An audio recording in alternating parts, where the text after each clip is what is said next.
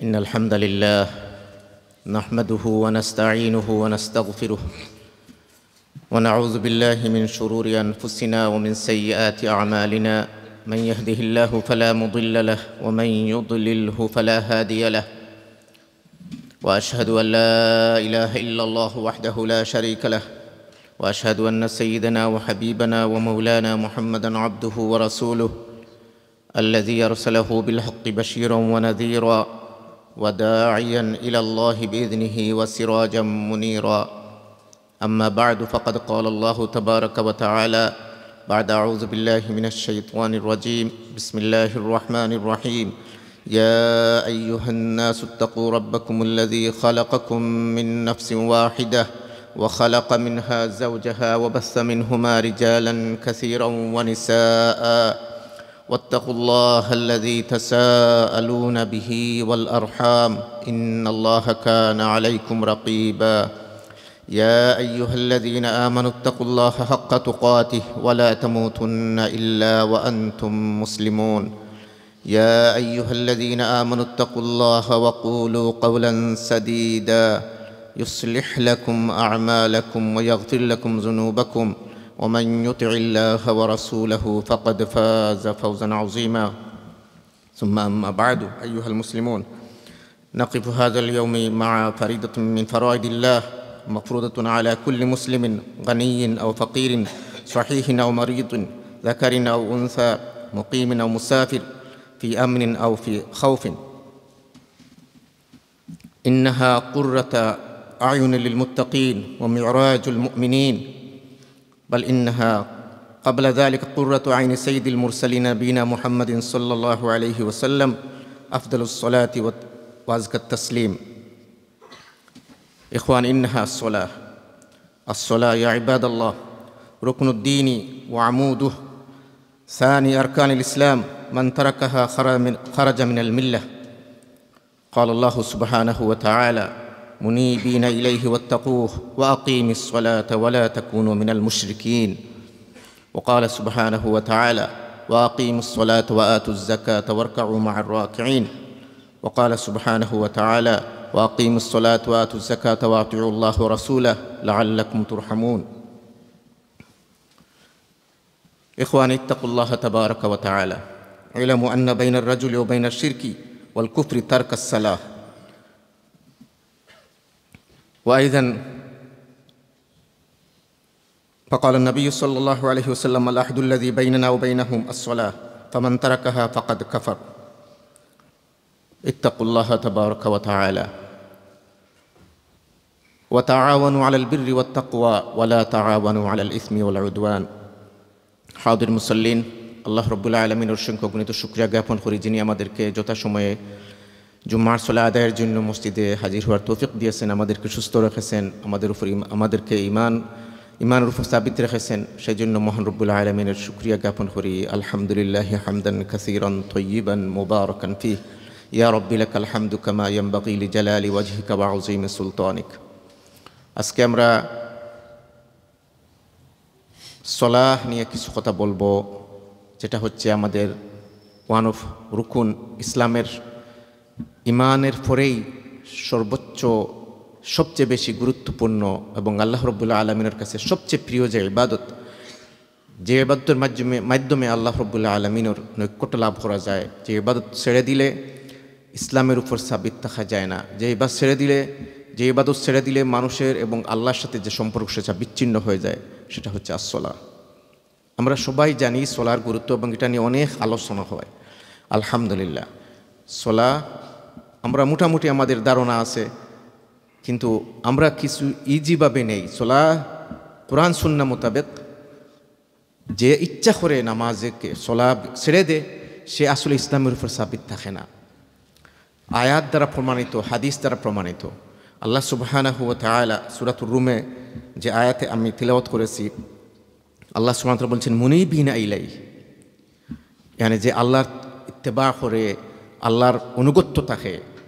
ওয়া আকিমিস সালাহ মুনিবিনা ইলাইহি ওয়াত্তাকুহু, এবং আল্লাহকে যে ভয় করে, এবং যারা এই আল্লাহ বিশ্বাসী, আল্লাহকে ভয় করে, তারা ওয়া আকিমিস সালাহ, এবং সালাহ এস্টাবলিশ করে। ওয়ালা তাকুনু মিনাল মুশরিকিন, এই আয়াত দ্বারা মুফাসসিরিন কিরাম বলতেছেন যে সলা ছেড়ে দে সে মুশরিকদের অন্তর্ভুক্ত হয়ে যায়, ওয়ালিয়াযু বিল্লাহ, সে শিরিক করে ফেলে। কারণ এটা আল্লাহ রাসূল সাল্লাল্লাহু আলাইহি ওয়াসাল্লামের হাদিস দ্বারা প্রমাণিত যে আল্লাহ রাসূল বলতেছেন যে আমাদের মধ্যে যারা মুসলিম মুমিন তাদের মধ্যে এবং শিরিককারী যারা মুশরিক যারা তাদের মধ্যে পার্থক্য হচ্ছে আসসালা, ইন্না বাইনার রাজুলি ও বাইনার শিরকি ওয়াল কুফরি তারকুস সালাহ।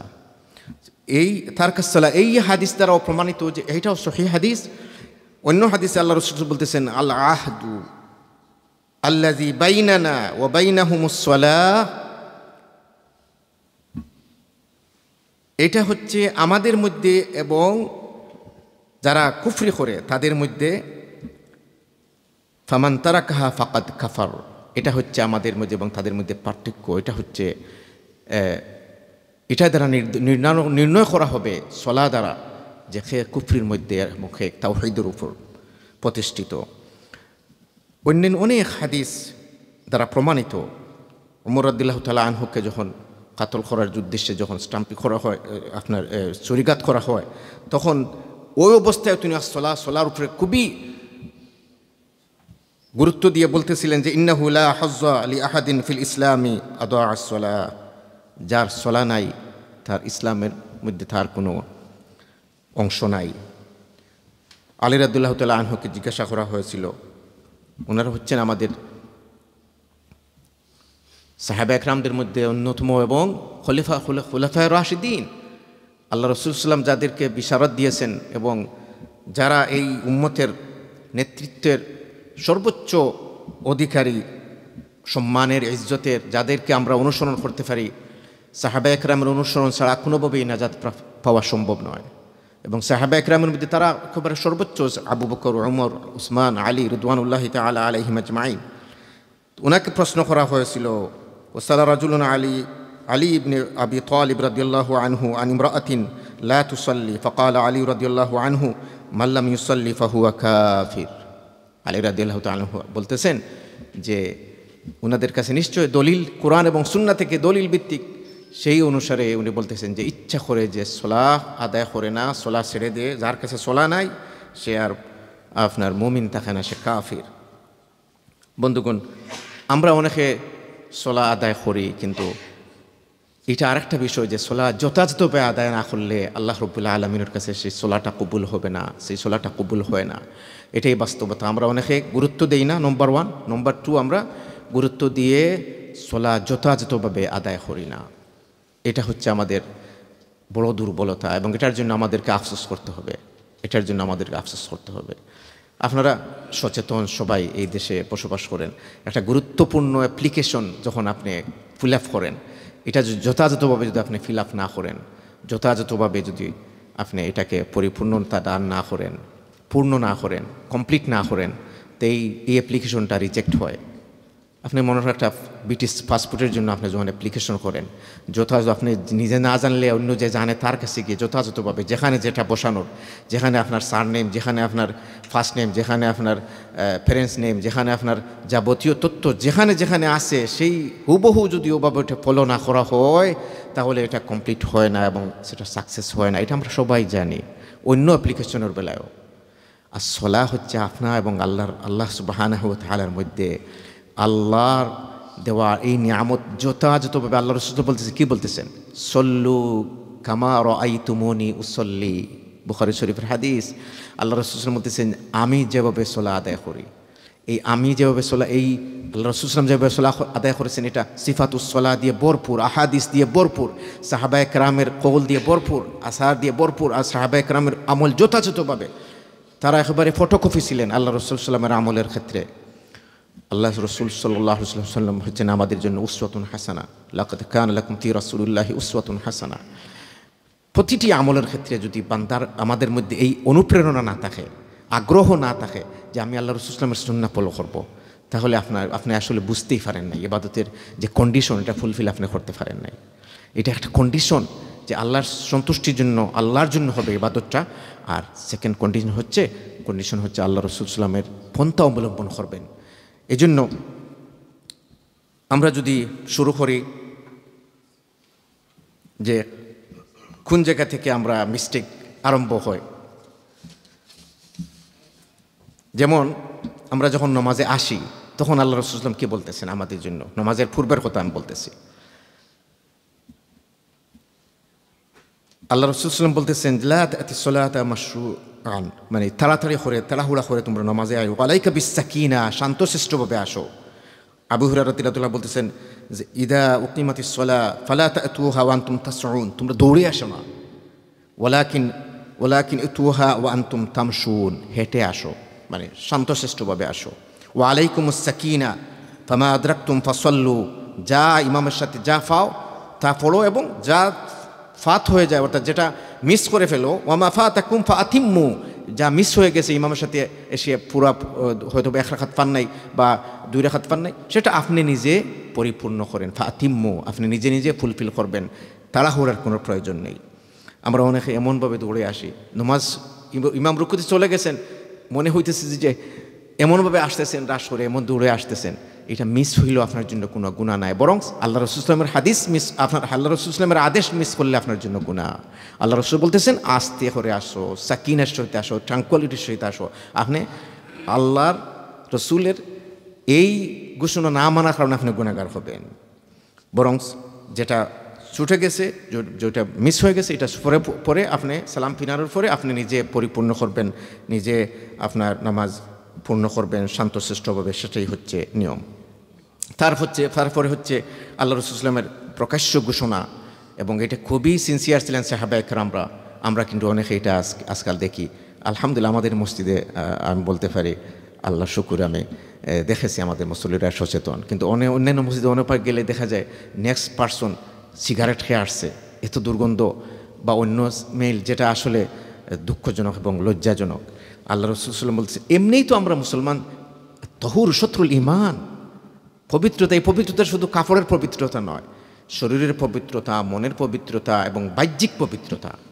মুসলমান শুড বি স্মার্ট, মুসলমান থাকবে স্মার্ট, নাইস অ্যান্ড ক্লিন, তার একটা সচেতনতা থাকবে। এমনকি সে যে মোজা পরতেছে, সেই মোজা ক্লিন আছে কিনা, মোজার নিচে কিছু লাগিয়ে আছে কিনা, সেটাও সে খেয়াল করবে, তার নাকের আশেপাশে ভিতরে কিছু আছে কিনা সেটাও খেয়াল রাখবে।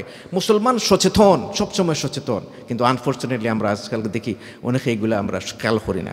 তো আসলে আল্লাহ রাসূল বলতেছেন এই পেঁয়াজ এবং রসুনের ব্যাপারে আপনারা জানেন সেই হাদিস, যে এটা এত বেশি স্ট্রং একটা, কিন্তু এটা হালাল জিনিস, হালাল।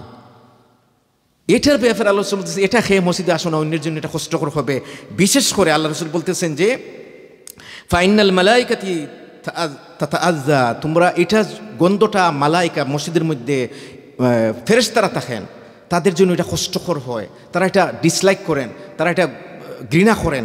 এজন্য মিম্মা ইয়াতাআযা মিনহু, তোমরা যেভাবে এইটা দ্বারা কষ্ট দেওয়া হয় মালাইকাদের। এখন চিন্তা করেন যদি মালাইকার আমরা দেখতে পারছি না, কিন্তু আপনার যে নেক্সট আপনার পার্সন যে আপনার কাছে দাঁড়াইতেছে, তার কষ্টটা আপনি বুঝবেন কেমনে? সে হয়তো বলতেছে না, বলাও আসলে ঠিক না এইভাবে, কিন্তু সে মনে মনে কষ্ট পাচ্ছে। এমন সময় দেখা যায় যে বাইরে সিগারেটটা খেয়েই মসজিদে এসে নামাজে অনেকে জয়েন করেন। আল্লাহ আমাদেরকে এটা বুঝার তৌফিক দান করুন যে এটা কত বড় মিস্টেক। এটা চলার জন্য আল্লাহ আপনার চলার জন্য খাঙ্কাল নয়, আল্লাহ মুখাফেক্ষি নয়। অনেকে মনে হয় মসজিদে এসে নামাজটা পড়ে মনে মসজিদের জন্য একটা কিছু করে ফেলছেন, অথবা আল্লাহর জন্য কোনো একটা করে ফেলছেন, অথবা ইসলামের জন্য কোনো একটা ফেলছেন। অনেক নেতারা দেখেন যে নামাজ পড়লে মসজিদে আসলে মনে হইতেছে যে উনি যে আসছেন এটার জন্য কত একটা মেহেরবানি হয়েছে, উনি যে আসছেন, সাহেব যে আসছেন মসজিদে। ভাইরা বাবারা, এটা আল্লাহর হক আপনি আদায় করছেন, চলা আপনার জন্য ওয়াজিব, আপনি ফরদ অব্লিগেটারি, মসজিদে আসা ওয়াজিব। অনেক উলামায়ে আইম্মাদের মতে মসজিদে এসে যদি একজন সুস্থ মানুষ, সাহাবায়ে কেরামের আমলে মসজিদে না আসলে পরে ওদেরকে মুনাফিকের খাতায় নেওয়া হতো, এবং আল্লাহ রাসূল সাল্লাল্লাহু আলাইহি ওয়াসাল্লাম কখনো অনুমতি দেন নাই যারা সুস্থ সবল মসজিদে এসে নামাজ আদায় করতে পারবে তারা গড়ে মসজিদে, আপনারা জানেন সেই হাদিস, আল্লাহ রাসূল অনুমতি দেন নাই। এমনকি একজন অন্ধ ব্যক্তিকে অনুমতি নেই, বলছেন তুমি আজান শুনতে পাও, বলে হ্যাঁ, বলে তাহলে আসো। উলামায়ে কেরাম বলতেছেন যদি অন্ধ ব্যক্তিও আসার যে সুযোগ থাকে, কোনোভাবে কেউ নিয়ে আসতে পারে, অথবা কোনোভাবে তার যদি আসার সুযোগ থাকে, তাহলে সে এসে মসজিদে ফরজ নামাজ আদায় করবে। তো আমি আমার এই পয়েন্ট বললাম, আমি যে প্রথম বললাম যে তাড়াহুড়া না করা, দ্বিতীয় বললাম যে মুখটাকে পবিত্র পরিচ্ছন্ন রেখে মসজিদে আসা, এবং মেসওয়াক করে আসা। আল্লাহ রাসূল বলতেছেন যে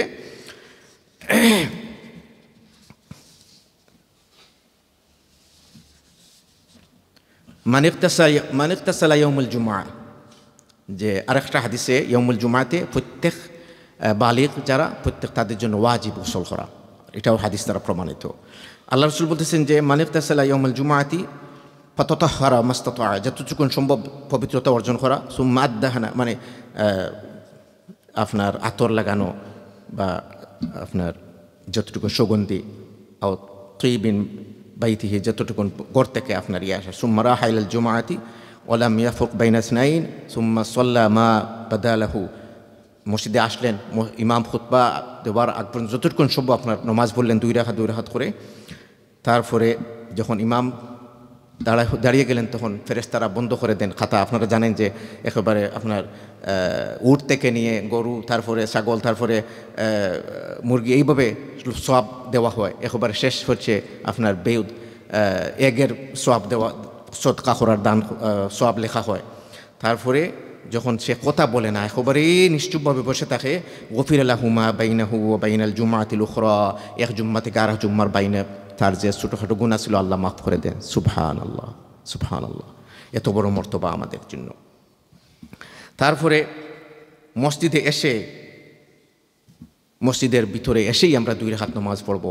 ইভেন সজদা আপনার ইমাম সাহেব যদি খুতবাতেও থাকেন, তারপরে আল্লাহ রাসূল বলতেছেন ইজা দাখালা আহাদুকুম মসজিদে ফালা ইয়াজলিসু হাত্তা ইউসাল্লি রাকাতাইন।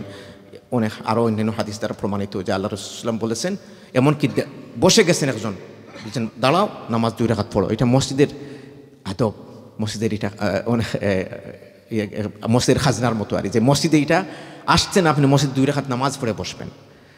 যদি ইল্লা সলাতুল মাকতুবা, আল্লাহ রাসূল বলেছেন ইজা আকিমাতিস সলাহ ফালা সলাতা ইল্লা সলাতুল মাকতুবা, একমাত্র শুধুমাত্র যে যদি একামত শুরু হয়ে যায় তাহলে আর আপনি সলা পড়বেন না, কারণ আল্লাহ রাসূল বলতেছেন ফালা সলাত, আর কোনো সলা নাই, ইল্লা সলাতুল মাকতুবা, একমাত্র ফরজ সলা যা জমাতের সহিত এখন শুরু হচ্ছে।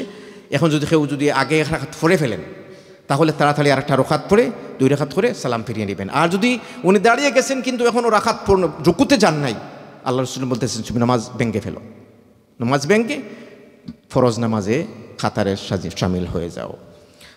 সুতরাং এইটা এরপরে আমি বলবি, যখন আমরা নামাজ শুরু করব সিনসিয়ারলি ইন্টেনশন অন্তরের এটা থাকা উচিত, কিন্তু এটা মুখে বলার নয়, কোনো দলিল নাই মুখে বলার। এবং এটা একটা আপনার অবান্তর, আপনি অন্য কাজে যেমন মুখে বলেন নাই কাজটা করার আগে যে আমি এখন এই কাজটা শুরু করতেছি। আমরা সবাই কাজ করি, কোনো কাজের আগে আমরা ডিক্লেয়ার করি না আমি এখন গাড়ি নিয়ে আমার কাজের জায়গায় যাইতেছি, বলি না। সুতরাং নামাজও ওই রকম বলতে হয় না, এটা মনে থিঙ্ক করে আল্লাহর জন্য কিবলামুখী হয়ে দাঁড়িয়ে, এটার নাম হচ্ছে ইন্টেনশন। তারপরে আপনার আল্লাহ রাসূল বলতেছেন যে সামনে একটা সূত্রা দাও।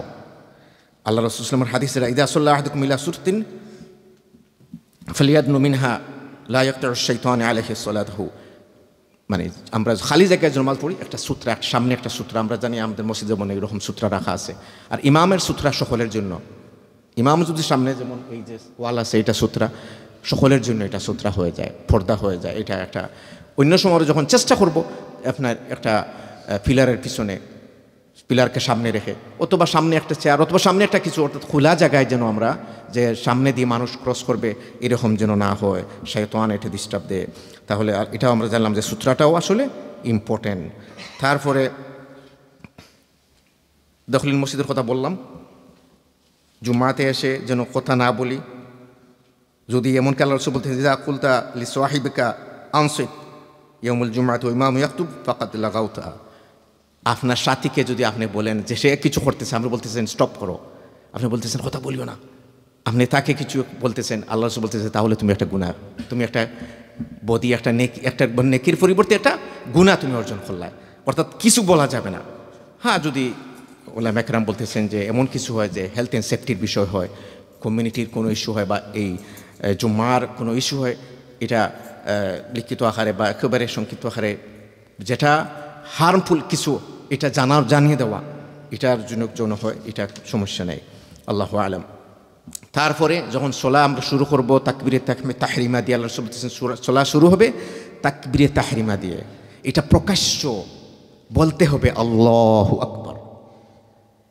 এখন কেউ আসে যদি খুশু বললেন না, নামাজে দাঁড়িয়ে গেলেন, উইদাউট আল্লাহু আকবার তাকবীর ছাড়া তাহলে ওনার নামাজ হবে না। এটা ফরজ, এটা আপনার কি আল্লাহু আকবার বলে আপনি একা পড়েন আর ইমামের পিছনে পড়েন, আপনি তাকবীরে তাহরিমা ছাড়া সলা শুরু হয় না।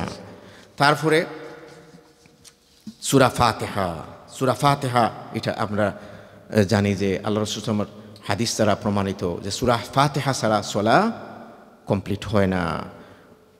লা সলাতা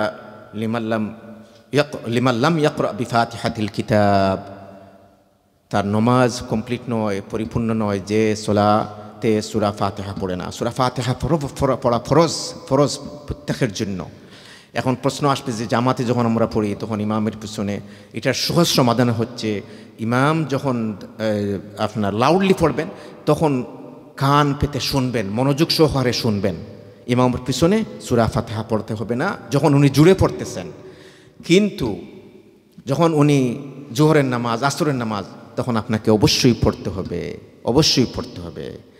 অনেকে বলেন যে ওই অন্যান্য জামাতে যখন নামাজে যখন ইমাম জুড়ে পড়তেছেন তখনও যদি ইমাম সময় দেন, কোনো মসজিদে আপনার সূরা ফাতিহার পরে একটু সময় দেন, মুসল্লিরা পড়ে নিতে পারেন, সমস্যা নয়। কিন্তু ওটা যেহেতু উলামায়াদের মধ্যে এটার মধ্যে দ্বিমত আছে যে যখন ইমাম জুড়ে পড়বেন তখন না পড়লেও আপনার কোনো ক্ষতি হবে না, আপনি মনোযোগ সহকারে শুনবেন।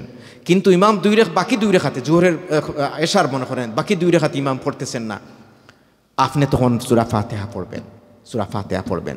এটা আমি এখন হাদিস আপনাকে বললে অনেক সময় লেগে যাবে, আমাদের সময় চলে যাবে। অনেক হাদিস যেটা সূরা ফাতিহা হচ্ছে প্রত্যেকটা রুকুনের, প্রত্যেকটা রাকাতের একটা রুকুন। আপনি রুকুন ছাড়া আপনি থার্ড রাকাতে কেউ যদি কতক্ষণ দাঁড়িয়ে রুকুতে চলে যায় তার নামাজ কমপ্লিট হবে না অ্যাকর্ডিং হাদিস। সে যেই হোক না কেন, ভাই আপনি বলতে পারেন অমুক মসজিদে অমুক মুফতি অমুক, আপনার সাথে কবরে যাবেন না। আপনার কিয়ামতে আপনার কোনো ইমাম আপনাকে কোনো সহযোগিতা করতে পারবে না।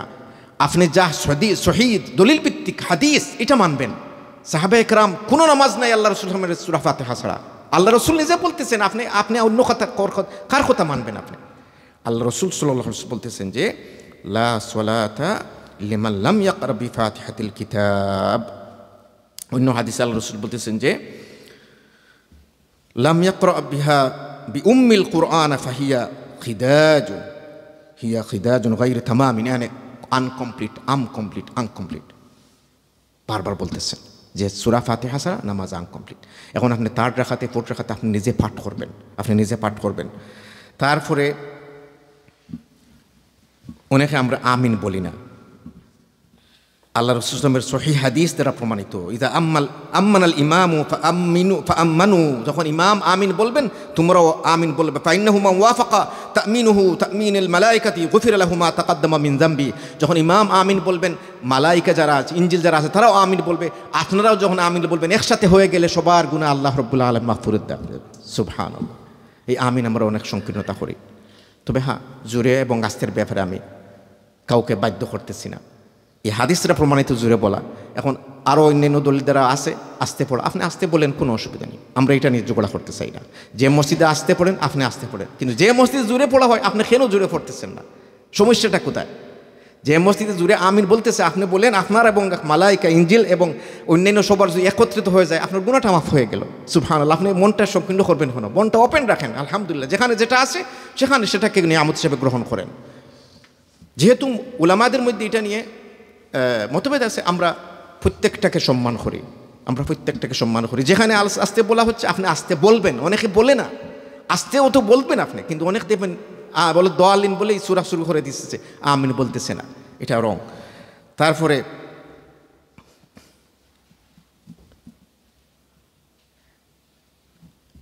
সবচেয়ে বেশি যেটা মিস্টেক আমার হয়, সময় তো দিতেছে না, আমার সময় শেষ হয়ে যাচ্ছে, রুকু আমরা সুন্দরভাবে করি না। আমরা জানি আল্লাহ রাসূল সাল্লাল্লাহু আলাইহি ওয়াসাল্লামের সামনে এসে একজন সাহাবী, একজন বাদউইন সালাত আদায় করেছে। আল্লাহ রাসূল সাল্লাল্লাহু আলাইহি ওয়াসাল্লাম তাকে ফিরিয়েছেন, বলে তুমি তো নামাজ পড়ো না, তুমি যাও। ও আসে আল্লাহ রাসূল সাল্লামকে সালাম করতেছে, সালাম নামাজ পড়ে আসে। আল্লাহ রাসূল দেখতেছেন নামাজ পড়ছে, আল্লাহ রাসূল বলছেন না তুমি তো নামাজ পড়ো নাই। এভাবে 3 বার নামাজ রিপিট করেছেন। আপনারা জানেন এই হাদিস, কারণটা কি? যে যথাযথভাবে রুকু করেন নাই, যথাযথভাবে রুকু করেন নাই, রুকুর পরে যথাযথভাবে সময় দাঁড়িয়ে থাকেন নাই। এই জন্য আল্লাহ রাসূল বলতেছেন যে কানা নাবিয়্যু ইউআল্লিমুনা আল্লা ইউবাদির আল ইমামি বির রুকু'i ওয়াস সুজুদি ওয়া ইযা কাব্বারা ফাকাব্বিরু ওয়া ইযা সাজাদা ফাসজুদু। ইমামের সাথে যখন আপনি ইমামকে অনুসরণ করবেন যথাযথভাবে, তখন সেখানে বলা হয়েছে যে ইমাম রুকুতে যাওয়ার পর আপনি রুকুতে যাইবেন এবং সুন্দরভাবে রুকু করবেন, পরিপূর্ণতা দান করবেন, সেজদা পরিপূর্ণতা দান করবেন। রুকু এবং সেজদা সুন্দরভাবে হয় না, অনেক আমি দেখি মুসল্লিদেরকে রুকুটা সুন্দরভাবে করেন না। এটা হচ্ছে নামাজের রুকুন, ফরজ, এটাকে কোনোভাবেই তাচ্ছিল্য করা যাবে না। তারপরে রুকুর পরে অনেকে এটা মিস্টেক করেন, রুকুর পরে এত তারা আপনি কয়টা সেকেন্ড ভাইয়া আপনার জীবনে এই 5টা সেকেন্ডের জন্য আপনি নামাজটা নষ্ট করে দিতেছেন। আপনার এই 5টা সেকেন্ড আপনি 10টা সেকেন্ড এখানে থাকলে সমস্যা কি? সামি আল্লাহু লিমান হামিদা বলে রাব্বানা লাকাল হামদ, এতটুকুন বলা প্রত্যেকের জন্য, আমি মনে করি প্রত্যেকের জন্য জরুরি। এর আরও যদি বাড়তে চান রাব্বানা লাকাল হামদ হামদান কাসীরান তয়্যিবান মুবারাকান ফি, আরও আছে, আপনি এগুলা বললাম না, কিন্তু আপনি এতটুকুন তো বলবেন রাব্বানা লাকাল হামদ। এটা রেড লাইট, আপনি রেড লাইট খরচ করলে যেমন আপনার টিকিট আসবে, ক্যামেরা ফিট করা আছে, অনুরূপভাবে আপনার নামাজে এই রেড লাইটটা আপনি মিস করার কারণে আপনার নামাজটা আপনার নষ্ট হয়ে যাচ্ছে, আপনার জরিমানা ভুক্ত হয়ে যাচ্ছেন, নামাজটা পরিপূর্ণ হচ্ছে না। এই জন্য আমি অনুরোধ করবো সবাইকে রুকুর পরে তাড়াহুড়া করবেন না, একটু সময় রাব্বানা লাকাল হামদ থামেন, আল্লাহ রাসূলের এই আদেশটা মানেন। তারপরে সেজদার মধ্যে 2 সেজদার মধ্যে সুন্দরভাবে সেজদা করা, সেজদার মধ্যে একেবারে আঁটো করে সেজদা না করে, আবার একেবারে বেশি লম্বা। আল্লাহ রাসূল বলতেছেন তোমরা ইদিলু ফিস সুজুদি, সেজদার মধ্যে মধ্যম পন্থা অবলম্বন করো, সুন্দরভাবে শান্তশিষ্টভাবে হাতকে খোলা রেখে, হাত মাটিতে লাগবে না, আপনার শরীরের মধ্যেও লাগবে না, হাতকে খোলা রেখে সুন্দরভাবে সেজদা করো। এটা হচ্ছে সর্বোত্তম স্থান সমাজের মধ্যে, আপনার মধ্যে এবং আল্লাহ সুবহানাহু ওয়া তাআলার মধ্যে সবচেয়ে বেশি পছন্দনীয়, আল্লাহ লাভ করেন যে পজিশনটা, সেটা হচ্ছে সিজদা। সবচেয়ে বেশি আল্লাহর কাছে করি ফাসজুদ ওয়াকতারিব, আল্লাহর সিজদা করো, আল্লাহর নিকট লাভ করো, সিজদা করো, আল্লাহর নিকট লাভ করো। আল্লাহ রাব্বুল আলামিনের এই সিজদাগুলো সুন্দরভাবে করেন, সুবহান রাব্বিয়াল আলা ওয়া বিহামদি আল্লাহুম্মা গফিরলি আল্লাহুম্মা ইয়া মুকাল্লিবাল কুলুব সাব্বিত কলবি আলা দীনিক। আরও দোয়া আপনি যেটা চান আপনি করতে পারেন, কোনো সমস্যা নেই। তারপরে সিজদা থেকে ফিরে আপনি বসেন, এই জায়গাটাতে আপনি তাড়াহুড়া করেন কেন? অনেক মুসল্লিদেরকে এটা দেখি। এই জন্য আমি অনুরোধ করতেছি, প্লিজ কয়েকটা সেকেন্ড মাত্র এই জায়গাতে দোয়া, 4টা দোয়া আল্লাহ শুরু করেছেন, আল্লাহুম্মা গফিরলি ওয়ারহামনি ওয়াহদিনি ওয়াআফিনি ওয়ারজুকনি, আল্লাহুম্মা গফিরলি ওয়ারহামনি ওয়ারজুকনি ওয়াআফিনি ওয়াহদিনি। যদি আপনি আর না পারেন আল্লাহুম্মা গফিরলি ওয়ারহামনি ওয়াহদিনি ওয়ারজুকনি, এই 4টা, আল্লাহুম্মা গফিরলি ওয়ারহামনি ওয়াহদিনি ওয়ারজুকনি। আর যদি না পারেন তাহলে রাব্বি গফিরলি রাব্বি গফিরলি রাব্বি গফিরলি 3 টাইম। এর চেয়ে যদি কম করেন তাহলে আপনি এখানে টকটকামি করলেন। এই আল্লাহ রাসূল আমার আরেকটা হাদিসে আল্লাহ রাসূল বলতেছে, তোমরা কি সেই চোরকে চিনো? যে আমরা তো সবাই জানি যে চুরি করেছে। আল্লাহ রাসূল বলছেন না, যে নামাজে চুরি করে, যে নামাজে চুরি করে সে পরিপূর্ণতা দান করে না, রুকু সুন্দরভাবে করে না, রুকুর পরে দাঁড়িয়ে থাকে না, সিজদা সুন্দরভাবে করে না, সিজদার পরে বসিয়ে থাকে না, তাড়াহুড়া করে, এরা নামাজের চোর। এই জন্য আল্লাহ রাসূল সাল্লাল্লাহু আলাইহি ওয়াসাল্লাম বলতেছেন যে তোমরা নামাজকে পরিপূর্ণতা দান করো, রুকুকে পরিপূর্ণতা দান করো, সুন্দরভাবে নামাজ পড়ো। নামাজের মধ্যে ট্রাঙ্কুয়ালিটি, সাকিনা, প্রশান্তি থাকতে হবে। বন্ধুগণ, আমার টাইম আমাকে আর দিচ্ছে না, এরপরে যে টাইম বলবো যে নামাজের ব্যাপারে আমাদেরকে শিখতে হবে, জানতে হবে, এটাতে কোনো লজ্জা নেই, কোনো লজ্জা নেই। নামাজের হুকুম আহকামগুলো শিখার জন্য, জানার জন্য চেষ্টা করি। আল্লাহ রাব্বুল আলামিন যেন আমাদেরকে তৌফিক দান করেন। আর নামাজের পরে আল্লাহ সুবহানাহু ওয়া তাআলা কি বলতেছেন, নামাজের পরে, নামাজ যখন শেষ হয়ে যায় তখন আমরা কিয়াস না করে আল্লাহ রাব্বুল কি বলতেছেন, আল্লাহ সুবহানাহু ওয়া তাআলা বলতেছেন কোরআনে কারীমের মধ্যে সূরাতুন নিসা, ফাইজা কাদাইতুমুস সালাতা, যখন তোমরা নামাজ শেষ করো, ফাযকুরুল্লাহ, আল্লাহর জিকির করো, অর্থাৎ তাসবিহ তাহলিল যেগুলা। আমরা তাড়াতাড়ি উঠে যাই, ওই যে প্রত্যেক জুম্মাতেও দেখি একেবারে সালাম ফিরানোর সাথে সাথে ইমাম সাহেব যখন শেষ আপনারা তাড়াতাড়ি উঠে যান। এটা রং আপনাদের। কয়েকটা সেকেন্ড আপনি আল্লাহর সাথে সম্পর্ক, সিজদা থেকে উঠলেন, আত্তাহিয়াতু পাঠ করলেন, আত্তাহিয়াতুর আগে যে দোয়া, এটা দোয়ার সময় ইনশাআল্লাহ আর জুম্মায় এগুলো আলোচনা করবো, যেখানে কত সুন্দর একটা অপরচুনিটি আমাদের জন্য যে দোয়া করার নামাজের সালাম ফিরানোর আগে। আর সালাম ফিরানোর পরে আল্লাহ সুবহানাহু ওয়া তাআলা বলতেছেন যে ফাইজা কাদাইতুমুস সালাতা ফাযকুরুল্লাহ, তোমরা বেশি বেশি করে জিকির করো আল্লাহর, যেটা আমরা বলি আস্তাগফিরুল্লাহ আস্তাগফিরুল্লাহ, এরপরে আল্লাহুম্মা আনতাস সালাম ওয়া মিনকাস সালাম, এরপরে কি বলি লা ইলাহা ইল্লাল্লাহু ওয়াহদাহু লা শারীকা লাহু লাহুল মুলকু ওয়া লাহুল হামদু ওয়া হুয়া আলা কুল্লি শাইইন কাদির, তারপরে সুবহানাল্লাহ আলহামদুলিল্লাহ আল্লাহু আকবার, এই যে 33 টাইম পরে আমরা যে পড়ি, এগুলা আল্লাহর জিকির। আল্লাহুম্মা আইন্নি আলা যিকরিকা ওয়া শুকরিকা ওয়া হুসনি ইবাদাতিকা, এটা দোয়া।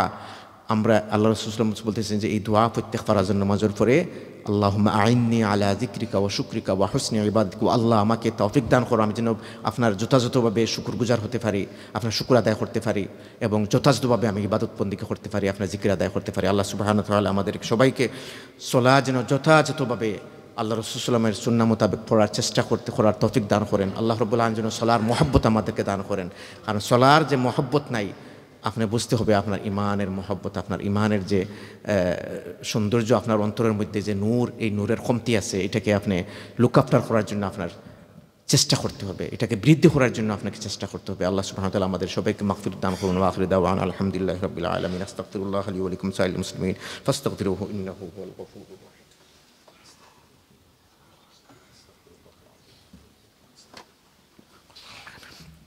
الحمد لله نحمده ونستعينه ونستغفره ونؤمن به ونتوكل عليه ونعوذ بالله من شرور أنفسنا ومن سيئات أعمالنا، من يهده الله فلا مضل له ومن يضلله فلا هادي له، ونشهد أن لا إله إلا الله وحده لا شريك له، ونشهد أن سيدنا وحبيبنا ومولانا محمدا عبده ورسوله الذي أرسله بالحق بشيرا ونذيرا وداعيا إلى الله بإذنه وسراجا منيرا. أما بعد، فقد قال الله تبارك وتعالى بعد أعوذ بالله من الشيطان الرجيم: إن الله وملائكته يصلون على النبي يا أيها الذين آمنوا صلوا عليه وسلموا تسليما.